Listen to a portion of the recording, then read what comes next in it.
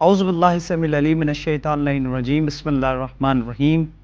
معزز ناظرین، السلام علیکم ورحمۃ اللہ۔ آپ تمام حضرات کا ایک بار خیر مقدم کرتا ہوں اپنے آج کے بالکل ہی خاص پروگرام میں، جس کا عنوان ہے the incident of pen and paper. یہ وہ واقعہ ہے کہ جس کے اثرات قیامت تک عالم اسلام پر نمایاں رہیں گے۔ واقعاً آج عالم اسلام میں مختلف جو فرقے پائے جاتے ہیں، ہم یہ کہہ سکتے کہیں نہ کہیں اس کی بنیاد یہیں پر رکھ دی گئی تھی۔ لیکن ایک بات دھیان رہے، ہمیشہ چینل ون کی یہ کوشش رہی ہے کہ عالم اسلام کے مختلف فرقوں میں ایک کمیونل ہارمنی، سماج میں irrespective of the differences that we have, we should maintain a communal harmony between us۔ یہ ہمارا ہمیشہ سے ایک پیغام رہا ہے۔ اسی کے ساتھ along with maintaining a communal harmony, we should always learn, we should always have the courage to speak truth۔ یہ ہمارے ہمیشہ سے ایک نظر رہے ہیں۔ آئیے اس موضوع پر مزید گفتگو کرنے کے لیے اس وقت ہمارے ساتھ چینل ون کے اسٹوڈیو میں موجود ہے ڈاکٹر رضا عباس صاحب قبلہ۔ آئیے ان کا اپنے اسٹوڈیو میں استقبال کرتے ہیں۔ السلام علیکم آقا۔ وعلیکم السلام۔ مولانا صاحب، یہ ایک ایسا واقعہ ہے جو عالم اسلام کے لیے ہسٹری کے لحاظ سے بہت زیادہ امپورٹنٹ ہے، لیکن ایک ایسا بھی ہے کہ لیس ڈسکسڈ ہے due to the sensitivities included in it. سب سے پہلے ہم یہ جاننا چاہیں گے مولانا صاحب کہ رسول اللہ صلی اللہ علیہ وآلہ وسلم اس دنیا کے لیے ہادی اور رہبر بن کر آئے تھے، تو سوال یہ اٹھتا ہے عقلی طور پہ کہ کیا اتنی بڑی امت کو وہ بغیر کسی رہنما، گائیڈ یا امام کے تنہا کیسے چھوڑ سکتے؟ کیا انہوں نے اس کے لیے کوئی وصیت نہیں کی تھی؟ جی، تو دیکھیے اسی بنیاد پر تو اسلام میں دو فرقے بنے ہیں، بالکل سامنے کی بات ہے۔ اسلام میں جو فرقے بنے ہیں وہ پرسنالٹیز کی بنیاد پر نہیں بنے ہیں، بلکہ اس بنیاد پر بنے ہیں کہ ایک فرقہ یہ کہتا ہے کہ رسول اسلام کسی کو بنا کے نہیں گئے تھے، اور ایک فرقہ یہ کہتا ہے کہ رسول اسلام نومینیٹ کر کے گئے تھے، ڈیزگنیٹ کر کے گئے تھے، بنا کے گئے تھے۔ تو اس کے بعد پرسنالٹیز کے نام بعد میں آتے ہیں کہ ٹھیک ہے، وہ فرقہ یہ کہتا ہے کہ حضرت علی کو بنا کے گئے تھے، ہے نا، جو یعنی ہمارا جو فرقہ ہے اور تشیع کا نظریہ یہ ہے کہ رسول اسلام حضرت علی کو اپنا نائب، خلیفہ، جانشین بنا کے گئے تھے۔ بے شک۔ اور جب ہم اس کو یعنی عقل کے اوپر اور دوسری کسوٹیوں پر پرکھتے ہیں تو ہمیں یہ نظریہ عقل کے زیادہ قریب نظر آتا ہے کہ کسی انسان کے لیے کہ جس نے ابھی ابھی اپنی قوم کو جہالت کے دلدل سے باہر نکالا ہے، تو کیا اس کے لیے یہ مناسب ہے کہ وہ اس قوم کو بغیر کسی ہادی اور رہنما کے چھوڑ کے چلا جائے؟ جبکہ ہم عام دنیا میں دیکھتے ہیں کہ کوئی ماہر فن جب شہر سے باہر جاتا ہے تو وہ یہ کہتا ہے کہ بھئی میرے پیچھے تم فلاں سے رجوع کرنا، میرے پیچھے تم فلاں کی طرف جانا، اس لیے کہ وہ میری نظر میں بڑا اچھا ہے۔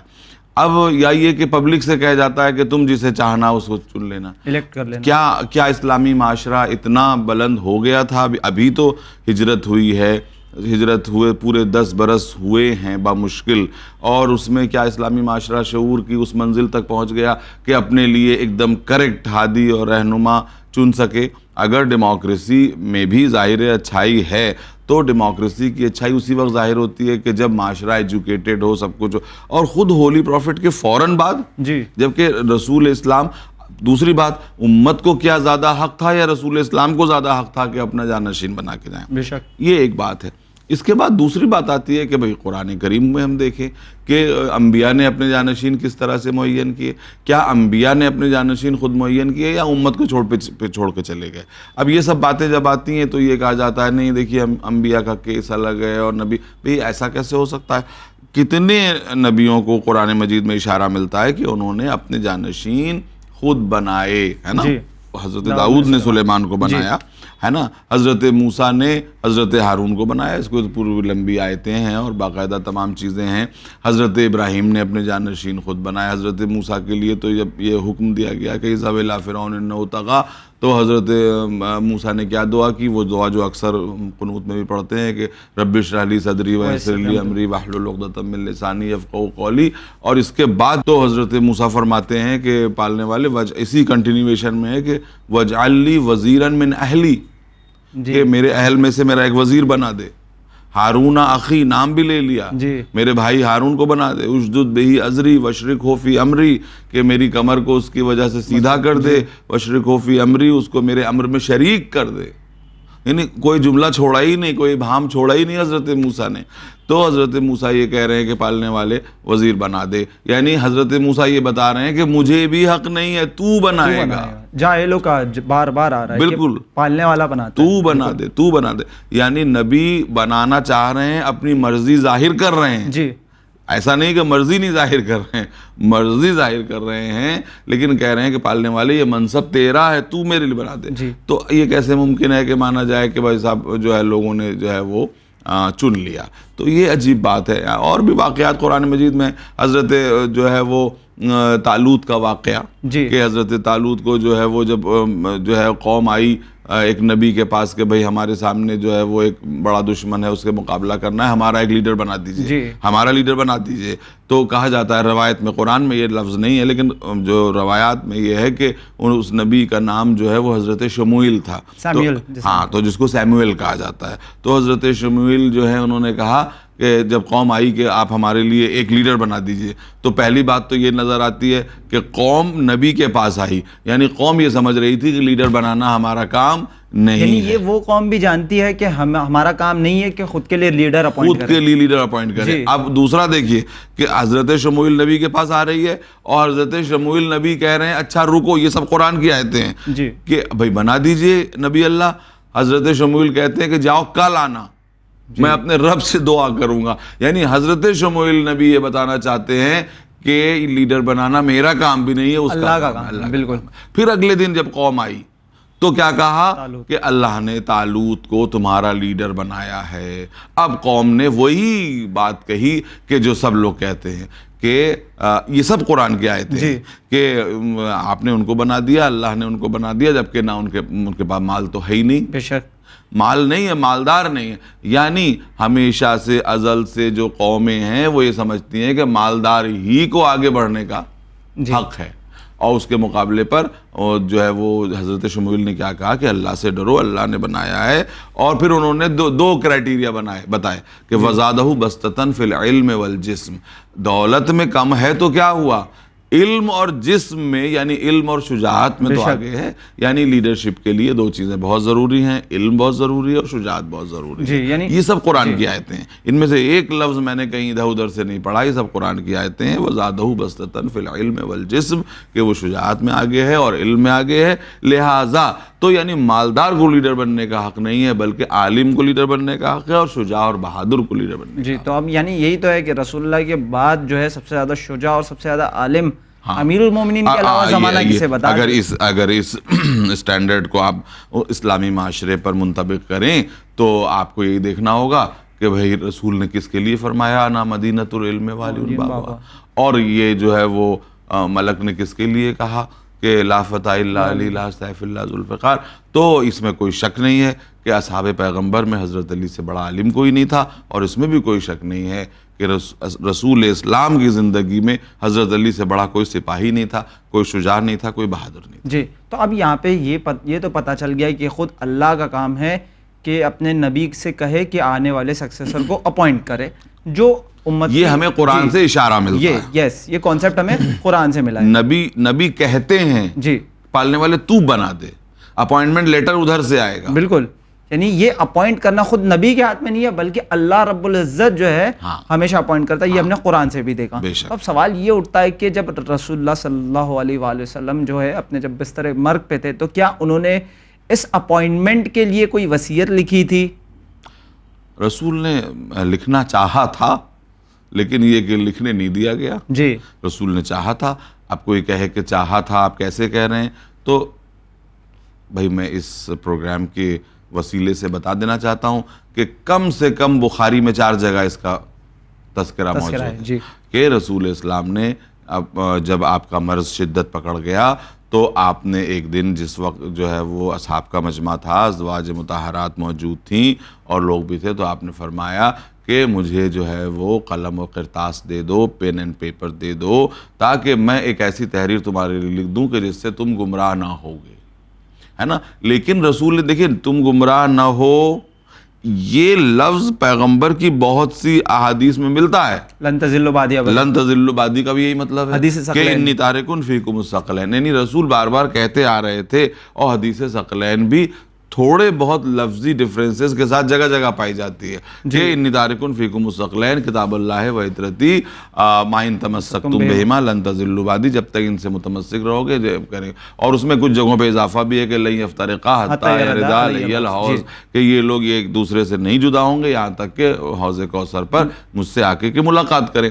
تو نبی نے جیسے یہ بات کہی تھی کہ تم گمراہ نہیں ہوگے، نبی جو ہے پوائنٹرز بتاتے رہتے تھے کہ بھائی دیکھو اگر یہ کرو گے تو میرے بعد گمراہ نہیں ہو، میرے سامنے تو گمراہ نہیں ہو سکتے اس لیے کہ میں موجود ہوں تمہارے درمیان، میں موجود ہوں، میں ہادی ہوں، میں رہبر ہوں، میں ہدایت کرنے والا ہوں. لیکن جب میں تمہارے درمیان سے پردہ کر جاؤں گا، نہیں رہوں گا، تو کون ہے؟ تو اس لیے نبی نے اپنے جو ہے اس مرض میں جس میں کہ آپ نے پردہ فرمایا، جس میں آپ نے وفات فرمائی، اس مرض میں آپ نے فرمایا کہ مجھے قرطاس اور قلم دے دو تاکہ میں ایک ایسی تحریر لکھ دوں کہ جس سے تم گمراہ نہ ہو. اور یہ واقعہ ہر کتاب مستدرک حاکم میں بھی موجود ہے، بخاری میں بھی موجود ہے، غالباً مسلم میں بھی موجود ہے، لیکن بخاری میں الگ الگ جو ہے وہ اس سے حوالوں سے 4 جگہ یہ موجود ہے.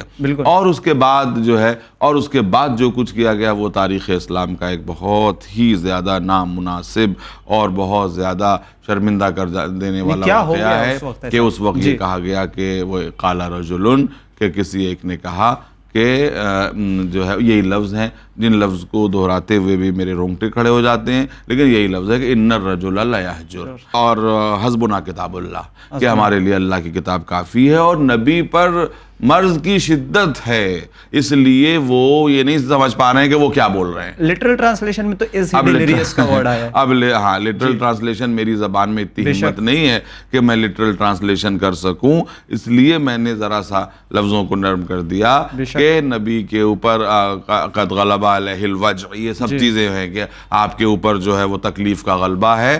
اور حسبنا کتاب اللہ، کتاب خدا ہمارے پاس موجود ہے اور ان کو مرض کا غلبہ ہے.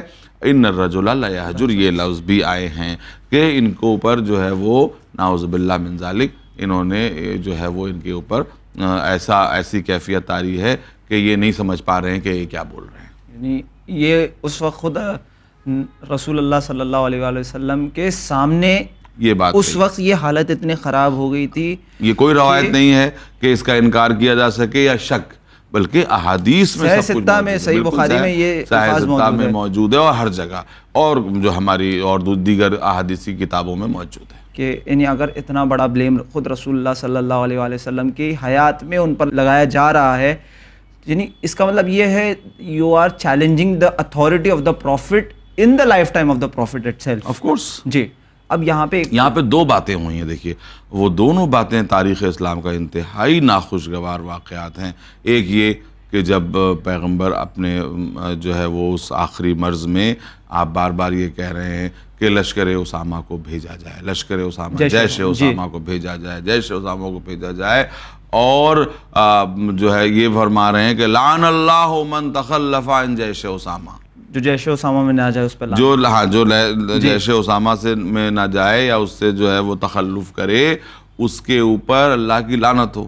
لیکن نہ جانا تھا نہ گیا، لشکر نہ جانا تھا نہ گیا، پیغمبر کی بیماری طول پکڑ گئی، یہاں تک کہ آپ کی وفات ہو گئی. پیغمبر نے دنیا سے پردہ فرما لیا، لیکن یہ لشکر نہیں گیا. بس ہم یہ چاہیں گے کہ ایک سرسری طور پہ ہمارے ویورز کو بتا دیں کہ جیش اسامہ کیا تھا اور کیوں رسول اللہ چاہتے تھے کہ وہ لوگ جیش اسامہ میں جائے اور یہ لوگ کیوں نہیں گئے. رسول اسلام نے ایک لشکر ترتیب دیا تھا اور یہ کہا تھا کہ یہ لشکر شام کی جانب کوچ کرے، جس کا جو ہے وہ سردار حضرت اسامہ ابن زید کو بنایا تھا. اور ظاہر ہے کہ حضرت اسامہ ابن زید کو بنانے پہ بڑی چیمی گوئیاں ہوئی تھیں، کیونکہ حضرت اسامہ ابن زید اس وقت ایک گویا کہ 18-19 برس کے تھے. ہاں 18 روایات میں ہے کہ 18 برس کے تھے. تو اس پر لوگوں نے کہا کہ اتنے سینئر صحابہ موجود ہیں اور ان کو بنایا. تو پیغمبر نے فرمایا تو پیغمبر کا پریروگیٹو ہے, جس کو چاہے اس کو بنا دے سردار. بھئی یہ بتائیے کہ کیا آپ پیغمبر کو یہ حق بھی نہیں دیتے؟ تو پیغمبر جو ہے وہ جلال کے عالم میں کھڑے ہوئے اور انہوں نے فرمایا کہ جو لوگ آج اسامہ کی سرداری پہ جو ہے وہ اعتراض کر رہے ہیں, تو کل ان کے باپ کی جو ہے سرداری پہ بھی انہوں نے اعتراض کیا تھا جب زید ابن حارثہ کو بنایا تھا پیغمبر نے. حضرت زید ابن حارثہ کو جنگ موتا میں بنایا تھا پیغمبر نے, اور یہی کہ زید ابن حارثہ کا وہ اسٹیچر نہیں ہے, وہ مرتبہ نہیں ہے کہ جو ایک قرشی کا اور ایک اس کا ہونا چاہیے, لہٰذا جو اتنے سینئر صحابہ موجود ہیں ان کو, تو یہ نبی کا اختیار ہے, وہ جس کو چاہے بنائے, جس کو چاہے نہ بنائے. تو اسامہ ابن زید کو بنایا, اور بعض روایات میں یہ ہے کہ اسامہ ابن زید رسول کی بارگاہ میں کافی مقبول بھی تھے, اور انہوں نے کہا کہ اور اسامہ سے کہا کہ تم بیرون مدینہ جا کر کے جو ہے وہ کیمپ کرو, پڑاؤ ڈال دو, تاکہ لشکر آ کے سب جوائن کرے. اور پیغمبر نے سب کو ترغیب دی, لیکن یہی ہے کہ لوگ یہی کہتے رہے کہ نبی کی حالت ٹھیک نہیں ہے, ٹھیک نہیں ہے, ٹھیک نہیں ہے, اور یہ لشکر نہ جانا تھا نہ گیا. اکثر پیغمبر کو جب غش سے ہوش آتا تھا, افاقہ ہوتا تھا, تو پوچھتے تھے کہ لشکر اسامہ روانہ ہوا کہ نہیں ہوا, اور جیش اسامہ روانہ ہوا کہ نہیں ہوا, تو لوگ بتاتے تھے نہیں صاحب ابھی انتظار ہو رہا ہے, ابھی انتظار ہو رہا ہے, ابھی انتظار ہو رہا ہے, یہاں تک کہ پیغمبر کی وفات ہوئی اور وہ لشکر نہیں. جی, یعنی رسول اللہ, سب سے پہلی بات تو جب ہم یہ incident of pen and paper دیکھتے ہیں اور جو گھر میں شور و غل برپا ہوا, تو ان لوگوں کا یہاں پہ رہنا ہی جو تھا وہ غلط تھا, کیونکہ انہیں رسول اللہ نے حکم دیا تھا کہ یہ جیش اسامہ میں جائے. بالکل, جن لوگوں کو, سب کو, زیادہ تر لوگوں کو رسول نے فرمایا تھا کہ یہ سب جائیں, مدینے میں نہ رہیں, اور مدینہ جو ہے وہ جن لوگوں کو میں نے کہا ہے وہ مدینے میں دکھائی نہ دیں. باقاعدہ یہ روایات میں نام کے ساتھ موجود ہے کہ کن لوگوں کو رسول اللہ نے جیش اسامہ میں, سب کو, زیادہ تر, بہتوں کو, الا, لیکن یہ بات ضرور ہے میں کہوں گا, الا حضرت علی علیہ السلام کو, انہیں یہ حکم نہیں تھا. بالکل, مولا کو یہ حکم نہیں تھا, اور مولا جو ہے وہ رسول کی تیمارداری میں, حضرت صلی اللہ علیہ وآلہ وسلم کی تیمارداری میں بزی تھے, اور وہ روز صبح و شام آپ کی خدمت میں حاضر ہوتے تھے, اور جتنی بھی چیزیں ہوتی تھیں ان کرتے تھے, ان کی جو ہے وہ تیمارداری کرتے تھے. تو یہ تمام باتیں تھیں, اور حضرت علی کو اس لشکر کے انڈر میں پروفٹ نے نہیں بھیجا. اس پر بھی تمام روایات اور تمام احادیثی کتابیں متفق ہیں, بالکل متفق ہیں. تو اگر جیش اسامہ میں بھیجنے کے پیچھے رسول اللہ کی حکمت کیا تھی کہ یہ افراد جو ہے وہ جیش اسامہ میں جائے؟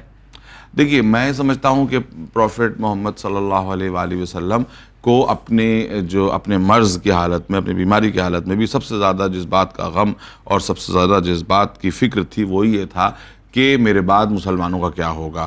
اور اس میں کوئی شک نہیں کہ پروفیٹ صلی اللہ علیہ وآلہ وسلم یہ چاہتے تھے کہ ان کے بعد حضرت علی علیہ السلام مسلمانوں کے امور کے ذمہ دار قرار پائیں.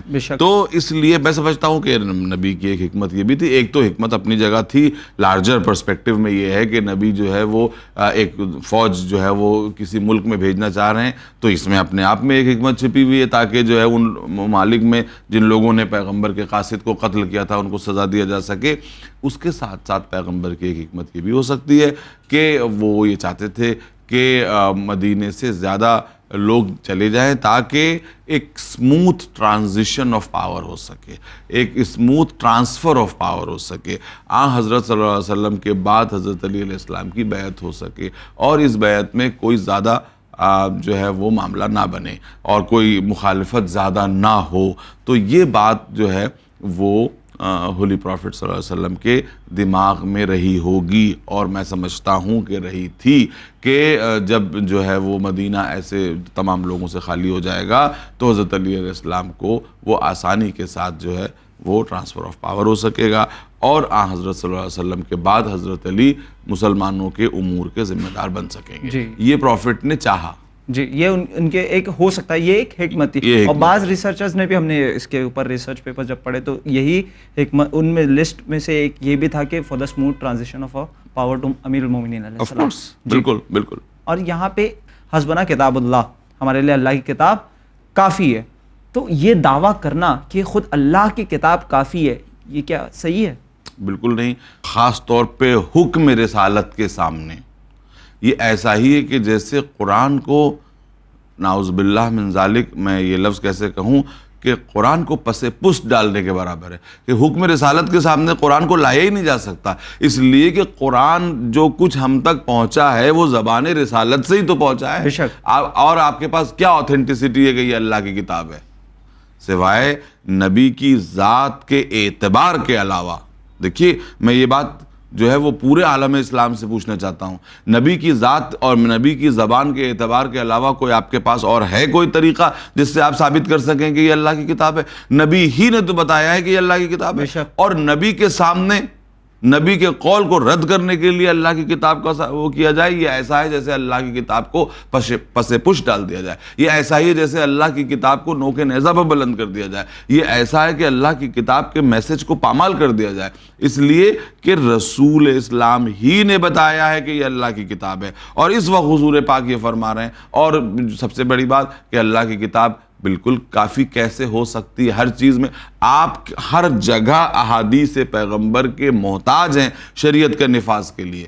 آپ یہ بتائیے کہ نماز کی تمام شکلیں کیا قرآن مجید میں موجود ہیں؟ کتنی رکعت؟ روزے کے تمام مسائل قرآن میں موجود ہیں، زکوٰۃ کے نصاب قرآن میں موجود ہیں، حج کے تمام ارکان جو ہے وہ قرآن مجید میں موجود ہیں، بس بنیادی طور پہ بتا دیا گیا نماز پڑھو۔ کانسیپٹ یہ بتائیے کہ جو ہے وہ کشمش کا نصاب کیا ہے، کیا قرآن میں موجود ہے؟ زکوٰۃ کا جو کے اوپر کیسے زکوٰۃ نکالی جائے گی، چاندی پہ کتنی نکالی جائے گی، سونے پہ کتنی نکالی جائے گی، ذرا جتنے بھی بڑے بڑے مفسرین نے بتائیں قرآن کی کس آیت سے یہ سب نکلتا ہے؟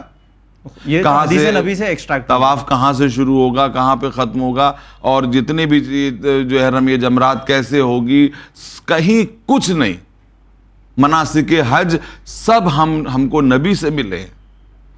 قرآن نے یہ بس کہہ دیا کہ تمہارے اوپر حج واجب کیا گیا ہے، للہ علی الناس حج البیت من استطاع الیہ سبیلا، جی، کہ اللہ کے لیے یہ ہے مسلمانوں کے اوپر کہ وہ اللہ کے گھر کا حج کرے، من استطاع الیہ سبیلا، کہ جو اس پر استطاعت رکھتے ہیں۔ بھئی اتنا کہہ دیا، بس اتنا کہہ دیا، آگے مناسک حج کیسے ادا ہوں گے نبی کی ذات بتائے گی، بے شک، تو کیسے کہا جا سکتا ہے حسبنا کتاب اللہ؟ یہ عقلی طور پہ کس طرح سے ایکسیپٹیبل نہیں؟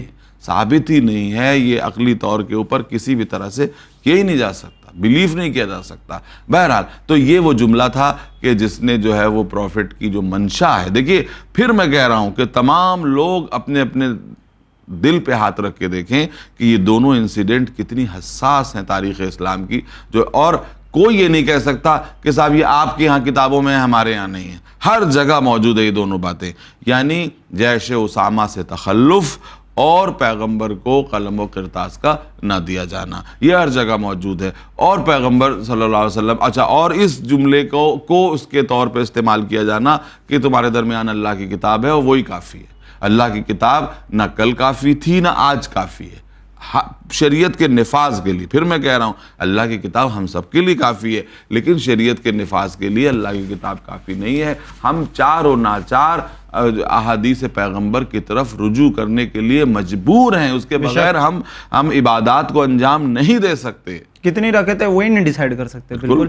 جی، یعنی ہم یہ بھی کہہ سکتے ہیں کہ ارکان نماز کیا ہیں، جی نہیں کر سکتے۔ کہاں لکھا ہوا ہے قرآن میں کہ دیکھیے رکوع کا تذکرہ الگ ہے، سجدے کا تذکرہ الگ ہے، قیام کا تذکرہ الگ ہے، کہیں کوئی قرآن سے یہی ثابت کر دے کہ رکوع سجدہ اور قیام جو ہے وہ نماز کے اجزاء ہیں؟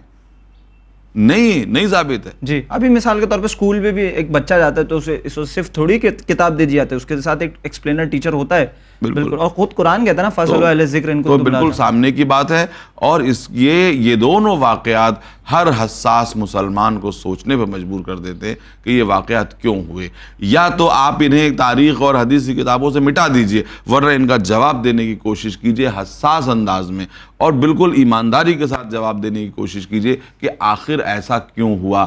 جب صحابہ اتنے مطیع تھے، جب صحابہ اتنے رسول اسلام کے جو ہے وہ عاشق تھے کہ رسول اسلام کے چلو کا پانی زمین پہ نہیں گرنے دیتے تھے، وضو کا پانی زمین پہ نہیں گرنے دیتے تھے، بلکہ تبرکن اپنے ہاتھ میں لے کے جسم پہ مل لیتے تھے۔ نبی جس برتن میں کھانا کھاتے تھے اس برتن میں کھانا کھاتے تھے تاکہ نبی کا جھوٹا کھا کر کے تب جو ہے وہ برکت حاصل کریں۔ ایک زبردست، یعنی یہ بات سچ ہے کہ نبی کے احترام میں اصحاب نے حد کر دی تھی، اس میں کوئی شک نہیں، بہت احترام کیا، مگر سوال یہ ہے کہ آخر میں نبی کو یہ ایسے دونوں شوق لگے ہیں کہ جس کا ایکسپلینیشن جو ہے وہ امت مسلمہ کو کرنا چاہیے کہ ایسا کیوں ہوا۔ جی، اب یہاں پہ سوال یہ اٹھتا ہے کہ چلیے ہم یہ کہہ بھی دے کہ چلیے بعض اصحاب نے جو ہے کاغذ قلم نہیں دیا، تو اس وقت مولا علی کیا کر رہے تھے؟ مولا علی مجمع میں موجود تھے، لیکن مولا علی نے لا کے، بھئی جب ایک رسول، یہ بہت کامن کوشچن ہے۔ ہاں بالکل، جی، رسول اسلام کے سامنے ایک شور شرابہ برپا ہوا اور نبی نے فرمایا کہ نبی کے سامنے شور کرنا جو ہے مناسب نہیں، تم سب نکل جاؤ یہاں سے، اور نبی نے نکال دیا سب کو۔ اب ایک سوال یہ بالکل صحیح ہے کہ بھئی مولا علی کیا کر رہے تھے، تو ہم یہ کہیں گے کہ مولا علی وہیں تھے۔ آپ کہیں گے مولا علی لا کے دے دیتے، مولا علی بالکل لا کے نہ دیتے، اس لیے کہ نبی کریم صلی اللہ علیہ وآلہ وسلم نے اس واقعے کے بعد لکھنے کی خواہش کا دوبارہ اظہار کیا ہی نہیں۔ کیوں نہیں کیا؟ اس لیے نہیں کیا کہ پروفٹ نے اس بات سے سمجھ لیا کہ اب بھی اگر میں نے، جب میں موجود ہوں مسلمانوں کے درمیان، ابھی میں بنفس نفیس موجود ہوں اور میری موجودگی میں یہ کہا جا سکتا ہے کہ ان الرجل لا یہجر، تو اس کے بعد اگر میں لکھتا ہوں تو میرا یہ لکھا جو ہے وہ ہرگز مانا نہیں جائے گا، بلکہ شاید میرے لکھنے کے بعد میرے بعد مدینے میں سول وار شروع ہو جائے۔ یعنی مولا علی بھی اس حکمت کو بخوبی جانتے تھے، سمجھ گئے تھے، تو جان گئے۔ رسول اللہ نہیں چاہتے تھے کہ مدینے میں رسول سول وار اسلام نے جو ہے وہ لکھنے کا ارادہ اس کے بعد ترک فرما دیا۔ اگر سول وار ہوتا تو اسلام جو ابھی اسلام خطرے میں پڑ جاتا۔ تو نبی کریم صلی اللہ علیہ وسلم کے سامنے سب سے پہلے اسلام کی بقا پیش نظر تھی، اور حضرت علی کے سامنے بھی اسلام کی بقا پیش نظر تھی۔ تو اسلام کی بقا کے پیش نظر رسول نے لکھنے کا خیال دل سے نکال دیا، اور امیر المومنین نے لا کے قلم اور کرتاس نہیں دیا۔ لیکن ایک سوال یہ اٹھتا ہے، اگر ٹو بی ویری آنیسٹ، جب ہم اس موضوع پر گفتگو کرتے ہیں تو اکثر یہ کہا جاتا ہے کہ دیکھیے کہ رسول اللہ کو کاغذ اور قلم نہ دینا دراصل اصحاب کی انہیں صحت کی فکر تھی، they didn't want to trouble the prophet of Islam کہ کیوں انہیں اب اتنے لکھنے کی زحمت دے، اور اس معاملے میں جو ہے ایک زحمت کی بات ہی نہیں تھی۔ کیا ہولی پروفٹ آپ کو لگتا ہے کہ خود لکھتے؟ بھئی جب قلم و کاغذ آتا تو اپنے کسی صحابی سے، میں یہ نہیں کہتا کہ حضرت علی ہی سے، کسی سے کہتے کہ میں بولتا ہوں تم لکھو، میں اس پہ جو ہے وہ مہر صداقت ثبت کر دوں گا، یا میں اس پہ دستخط کر دوں گا، یا میں اپنی انگشتری کی مہر لگا دوں گا۔ نبی صلی اللہ علیہ وسلم نے ویسے بھی پہلے کبھی ایسا کوئی نوشتہ خود اپنے دست مبارک سے نہیں لکھا تھا اس سے پہلے۔ آپ یہ بتائیے کہ جب صلح حدیبیہ کی شرطیں لکھی جا رہی تھی تو آپ نے حضرت علی سے کہا تھا کہ لکھو۔ اب یہیں پر جو ہے ایک پوائنٹ آتا ہے، وہی کے لیے جو ہے وہ کتابت کرواتے تھے کہ نہیں کرواتے تھے؟ کتاب وحی، اتنے لمبی چوڑی لسٹ ہے جو کتاب وحی کی، وہ کیا ہے کہ نبی جو ہے جب بھی کوئی وحی اترتی تھی تو کچھ لوگوں کو حکم دیتے تھے کہ لکھو۔ جی، یعنی وہ تو خیر ایک نبی کا پڑھنا لکھنا وہ تو خیر ہمارے نزدیک وہ ایک الگ ہے، وہ الگ موضوع ہے، لیکن جب اتنے موجود ہیں جو ہے وہ خدام موجود ہیں، اصحاب موجود ہیں، تو نبی اس حالت میں خود تھوڑی لکھتے۔ جی، تو یعنی اب یہاں پہ جب آپ نے صلح حدیبیہ، یا اگر لکھنا چاہتے تو ایک سطر لکھنے میں ان کو کون سی زحمت ہو رہی تھی ایسی خاص؟ جی، یہاں پہ آپ نے ایک صلح حدیبیہ کا پوائنٹ ریز کیا ہے۔ یہاں پہ ایک نقطہ اکثر اٹھایا جاتا ہے کہ بعض اصحاب نے جو ہے نافرمانی کی، they wanted the good of the prophet, they had the good intentions، but یہاں پہ کہا جاتا ہے اس طرح سے ڈیفینڈ کر کے کہ صلح حدیبیہ میں جب رسول اللہ نے کہا تھا مولا علی کو کہ اس ٹریٹی پہ یو شوڈ رائٹ محمد ابن عبداللہ، اور رسول اللہ یہاں پہ مولا علی نے لکھا محمد الرسول اللہ، یس محمد الرسول تو اللہ۔ یہاں پہ وہ اگزامپل دیتے ہیں کہ محمد الرسول اللہ، یہ ایون دو ظاہری طور پہ اگر ہم دیکھیں ٹو بی ویری پریسائز ایک نافرمانی، لیکن امیر المومنین wanted the good of the profit, تو اس طرح سے جو ہے وہ اس واقعے کو کمپیئر کرتے ہیں، لیکن اطاعت پیغمبر سے ذرہ برابر وہ نہیں ہوا۔ امیر المومنین نے کہا یا رسول اللہ میری ہاتھوں میں یہ ہمت نہیں ہے کہ میں محمد کا نام تو لکھا رہے گا، رسول اللہ نہیں، رسول اللہ لفظ میں کاٹ نہیں سکتا۔ تو رسول نے فرمایا لاؤ مجھے دو، میں کاٹے دیتا ہوں۔ میں اپنے دعوی رسالت کو واپس لے رہا ہوں، کس اعتبار سے؟ امت مسلمہ اور سماج میں امن و امان گریٹر کے لیے، اور محمد ابن عبداللہ لکھ دیا آپ نے۔ ہے نا.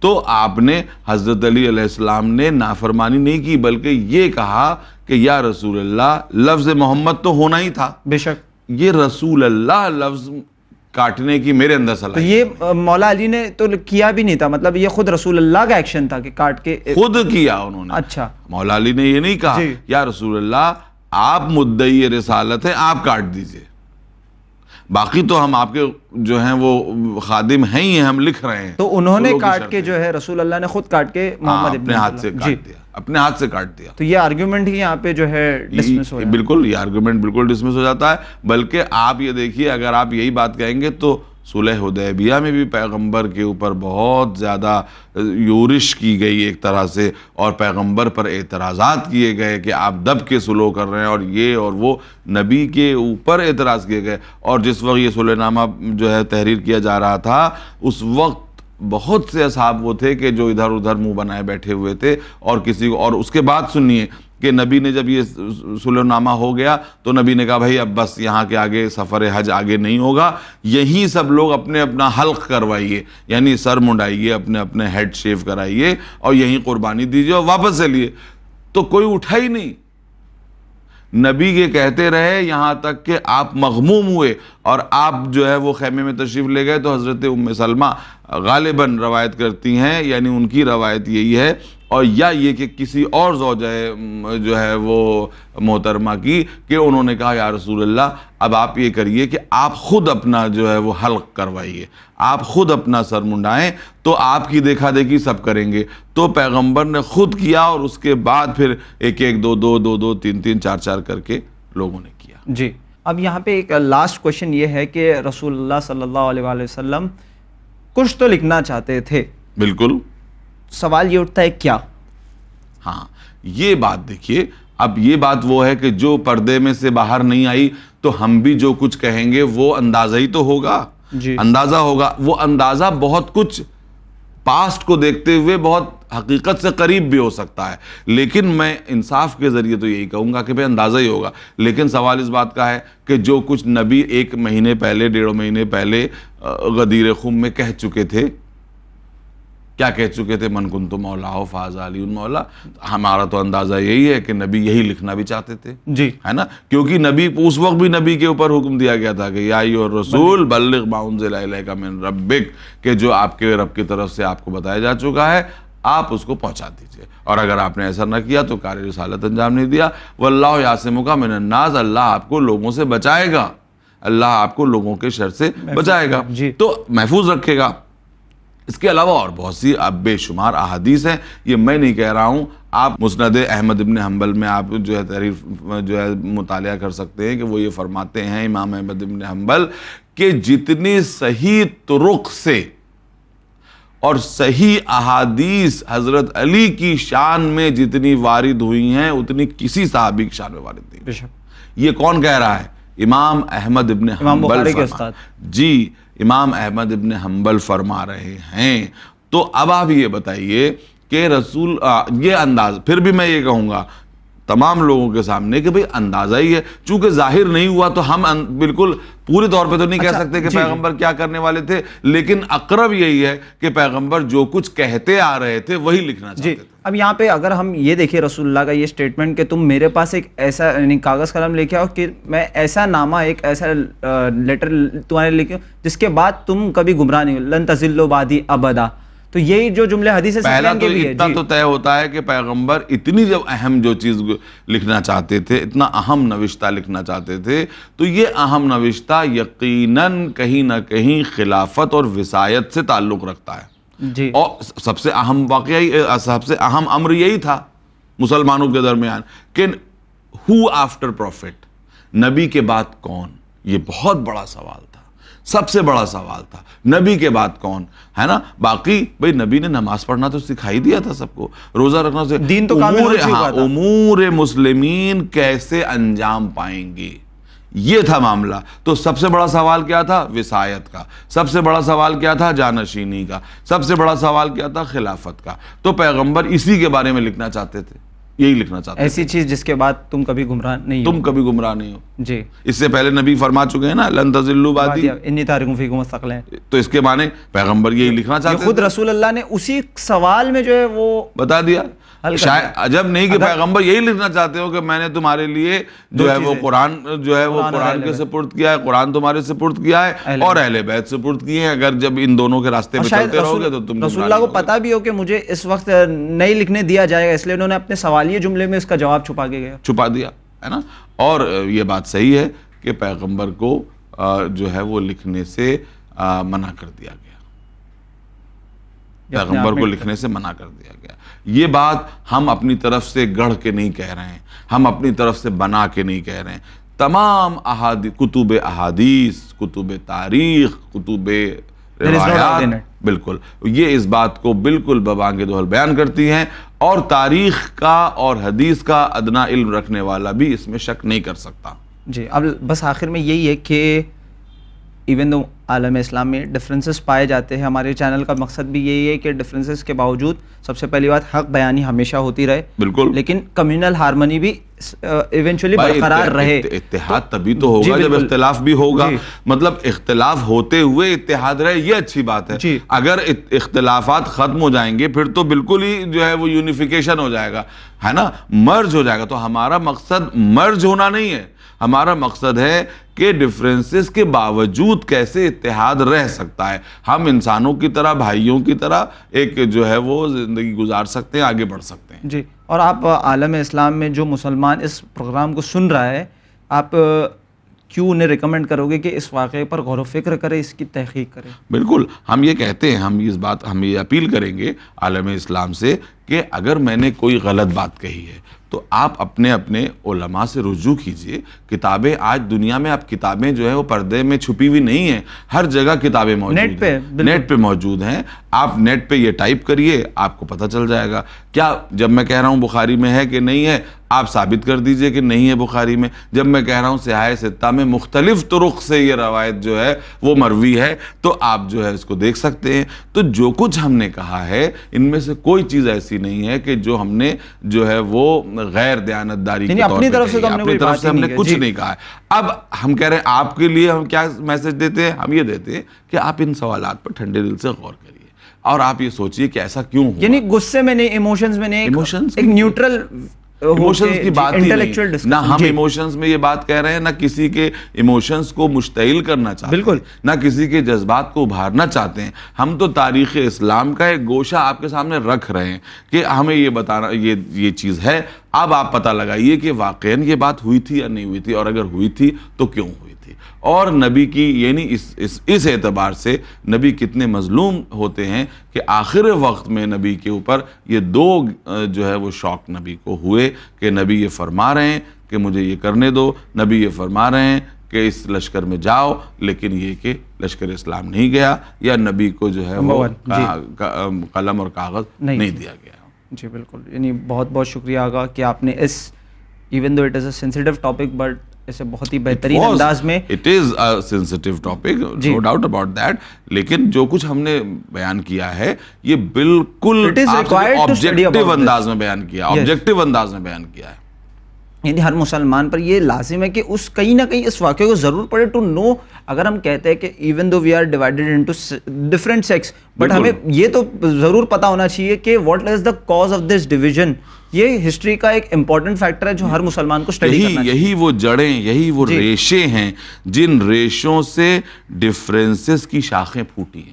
And what's good in it, اگر یہ جڑیں نہ ہوتی تو ڈفرینسز کی شاخیں نہ. اور اس سے بہتر کیا ہو سکتا ہے؟ We know the differences but we are willing to stay peacefully with our other community brothers. بالکل. اس سے ہمارا مقصد جو ہے وہ انتشار پھیلانا نہیں ہے. کوئی کہے کہ صاحب ان کو آپ چھیڑ کیوں رہے ہیں ان ٹاپکس کو؟ بھئی یہ ہمارے چھیڑنے کی بات نہیں ہے، یہ تو کتابوں میں موجود ہے. ہمارے چھیڑنے سے ہسٹری بدل تو نہیں والی. جی ہمارے چھیڑنے سے ہسٹری بدل نہیں جاتی ہے، ختم نہیں ہو جاتی ہے. تو یہ موجود ہیں. آپ دیکھیے اگر ہم نے غلط کہا ہے تو ہم کو غلط ثابت کر دیجئے، اور اگر ہم نے صحیح کہا ہے تو آپ اس پہ غور و فکر کیجئے. جی بہت بہت شکریہ آغا، آپ نے جو ہے بہت ہی بہترین انداز میں اس ٹاپک کو کور کیا. ہم شکر گزار ہیں آپ کے.